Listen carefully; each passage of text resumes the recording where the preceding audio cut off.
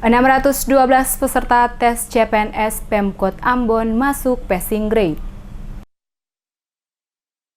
Pelaksanaan tes seleksi CPNS pada lingkup pemerintah Kota Ambon yang dilaksanakan selama 4 hari dan dimulai pada tanggal 28 Januari hanya diikuti sebanyak 2.108 orang peserta dari total peserta yang terdaftar untuk ikut, yakni sebanyak 2.259 orang. Hal ini disampaikan langsung Kepala Badan Kepegawaian Daerah Kota Ambon Beni Selano kepada tim DMS Media Group usai melakukan tinjauan langsung ke lokasi pelaksanaan tes CPNS. Dijelaskan Selano, sesuai data dimiliki saat ini, jumlah peserta yang ikut tes seleksi CPNS keseluruhannya berjumlah 2.108 orang peserta dari total yang ada sebanyak 2.259 orang peserta. Hal ini dikarenakan sebanyak 142 orang peserta tidak hadir tanpa ada alasan apapun. Dengan demikian, secara otomatis ke-142 orang peserta tersebut dinyatakan tidak lolos dalam tahapan seleksi yang telah selesai dilaksanakan oleh panitia seleksi, dan dari 2.108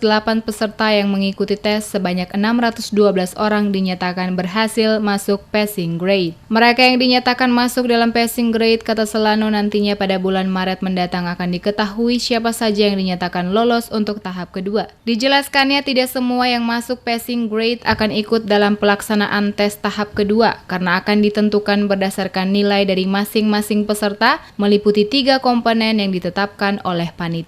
Jika nantinya peserta dalam pelaksanaan tes nilai yang dikumpulkan salah satunya tidak memenuhi ambang batas dari 3 komponen yang dijadikan dasar sebagai acuan lolosnya peserta, maka dengan demikian akan dinyatakan tidak lolos tahapan kedua seleksi tes CPNS. Oleh karena itu, dirinya mengingatkan bahwa tidak semua yang dinyatakan masuk dalam passing grade bisa kembali ikut tahapan tes kedua karena yang menentukan adalah nilai dari setiap peserta yang dihimpun dari 3 komponen yang diterapkan panitia seleksi tes CPNS.